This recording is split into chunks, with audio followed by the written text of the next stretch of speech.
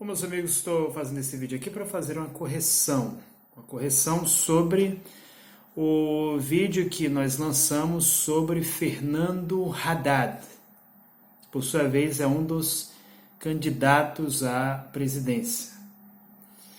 Eu havia dito, havia mencionado o suposto fato, aliás, de que Haddad tinha ancestrais muçulmanos.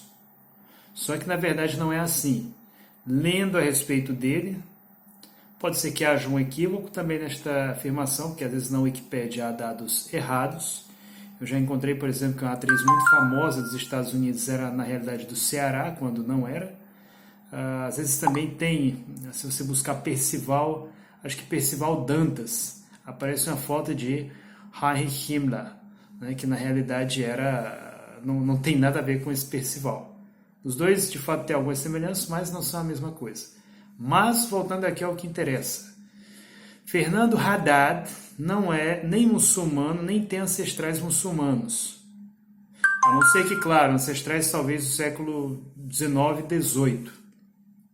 Fernando Haddad, para minha surpresa, assim como eu, também é cristão ortodoxo.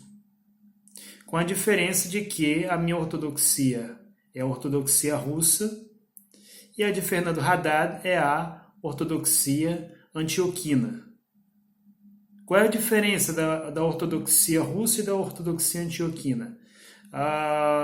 Apenas questão de santos, eles têm alguns santos a mais que, de fato, estão relacionados com a história deles. Posso estar enganado, mas acredito que essa é uma das diferenças. Às vezes leva tempo para uma outra igreja reconhecer o santo de outra, na ortodoxia, e a diferença principal que é a língua usada na missa. A antioquina, eu posso estar enganado, mas parece que usa o grego e o árabe. E a ortodoxia russa usa na missa o eslavônico eclesiástico.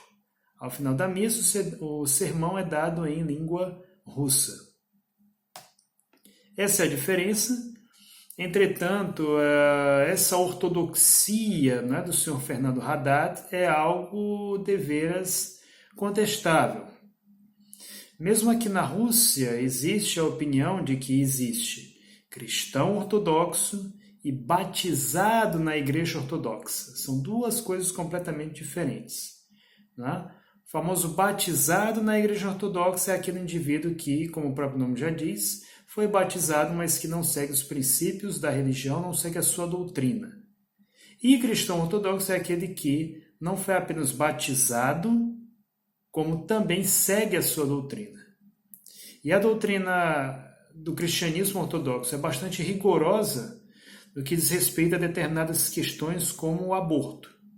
O cristão ortodoxo não pode praticar aborto. Se você pratica, então isso é passível de uma série de problemas na instituição para você enquanto cristão ortodoxo. Então essa é uma questão. O cristão ortodoxo ele não pode, de forma alguma, é principial, é doutrinário que ele não pode defender o abortamento. Outra coisa que é importantíssima é a questão do homossexualismo. A Igreja Ortodoxa é rigorosamente contrária, ela é rigorosamente contra a questão homossexual. Você não pode se dizer um cristão ortodoxo e ao mesmo tempo se dizer um defensor da agenda, chamada agenda LGBT, quer dizer, a agenda dos pervertidos. São duas coisas completamente incompatíveis. São duas coisas que não se misturam como a água e o óleo. E o senhor Fernando Haddad, como cristão ortodoxo, deveria ter isso em mente.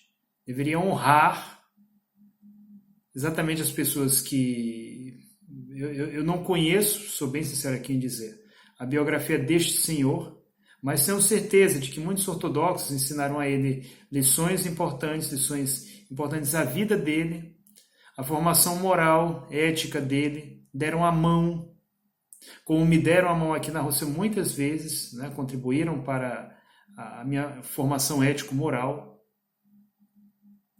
E Este senhor, que a propósito é neto de um sacerdote ortodoxo, lembrando que na ortodoxia é permitido que os padres se casem antes da ordenação, destinou 10 milhões à parada dos pervertidos. Se você chegar num país europeu, pode ser a Alemanha, pode ser a Rússia, pode ser a China, disser para ele, né, falar para ele sobre, enfim, uma cidade do Brasil, dificilmente ele vai conhecer, só conhece o Rio. Por quê? Porque, infelizmente, a nossa cultura brasileira é uma cultura fraca. Ela é uma cultura fraca e a maior prova disso é que agora o museu mais importante do Brasil foi perdido. Isso por quê? Porque, infelizmente, o governo prefere gastar com sexo, né, para deixar o povo burro. Porque quem gosta de sexo demais, o cara fica burro. Sexo demais emburrece. É por isso que muitas vezes você pega uma civilização, né, e vê um alto nível de desenvolvimento, quer dizer, um nível, né, de afrescos fantásticos, fantásticas obras arquitetônicas, pinturas, música, né, que agrada, que são usadas em filmes que você provavelmente já ouviu, exatamente porque essas não são culturas excessivamente voltadas para sexo. Não importa se homo ou heterossexual. Isso aqui é importante deixar bem claro. Que às vezes é assim, porque o cristianismo só fala dos homossexuais. Não. Para mim, o sujeito que é viciado em sexo, né, que vive atrás de... que só olha para uma mulher pensando já, né, em dormir com ela, para mim esse sujeito é tão desprezível quanto um homossexual militante. Ainda prefiro, né, ter ao meu lado um homossexual comportado, né, que se porta corretamente, do que um sujeito que não pensa em outra coisa. Isso aqui é importante deixar bem claro. Mas voltando aqui, quer dizer, o senhor Fernando Haddad, lembrando que 10 milhões só em um dos anos. E isso só falando em parada de homossexuais. Eu não estou nem falando aqui o tempo que ele ficou no governo.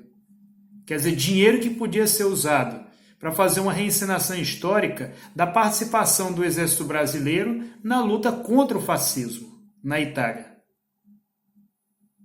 Dinheiro que podia ir para você, para a biblioteca da sua esquina, se é que existe uma, poderia ser usada para abrir uma. Poderia ser usado para um evento relacionado à sua cultura. Né? Se você, por exemplo, é negro, poderia ser uma reencenação, por exemplo, né? Sei lá, de alguma tribo africana, de alguma tribo indígena. Tem muita coisa interessante, eles conheciam muita coisa, né? Tinha batalhas entre eles, tinha uma série de coisas. Mas aí dá 10 milhões para essa porcaria do qual eu acabei de falar. Para você ter uma ideia, esse candidato ele é tão ridículo que até o nome, nem o nome os militantes conseguem dizer direito. Eu já vi gente dizendo Haddad, Andrade, como é que é, o que mais? Eles inventam quase tudo, né? Quer dizer, um som simples da língua portuguesa, que é o som do RR, e eles não conseguem pronunciar. Quer dizer, eu acho que quem não consegue nem dizer o nome do candidato, o sujeito não tinha nem que aparecer nas urnas. Com todo respeito, né? Com todo respeito a essas pessoas, muitas vezes são pessoas que não tiveram a cultura, não estou nem falando aqui em dinheiro, porque muitas são pessoas também que têm, né, recursos materiais. Mas o sujeito não sabe nem dizer o nome do próprio candidato, né? Imagina só o sujeito... o presidente do meu país é aquele Haddad, é aquele Andrade, Pelo amor de Deus. E o PT ainda chega a querer movimentar um cara desses E o que é pior, eles pegaram um dos jornais deles, né?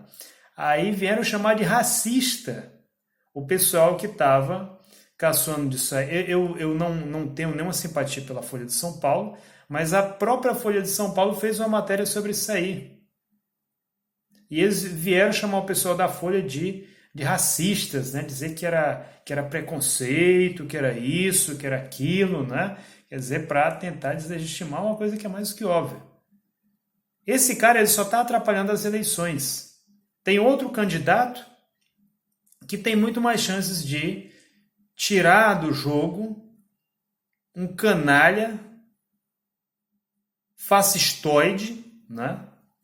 Ultraliberal como esse social liberal que aí está, agora em primeiro lugar nas pesquisas. Será que o PT quer mesmo fazer com que esse cara, com que esse social liberal seja eleito, colocando em seu lugar um frouxo, que é isso que ele é, sem governabilidade? PT que é um partido que não o PT, será que o pessoal do PT não cai na real? Pelo amor de Deus.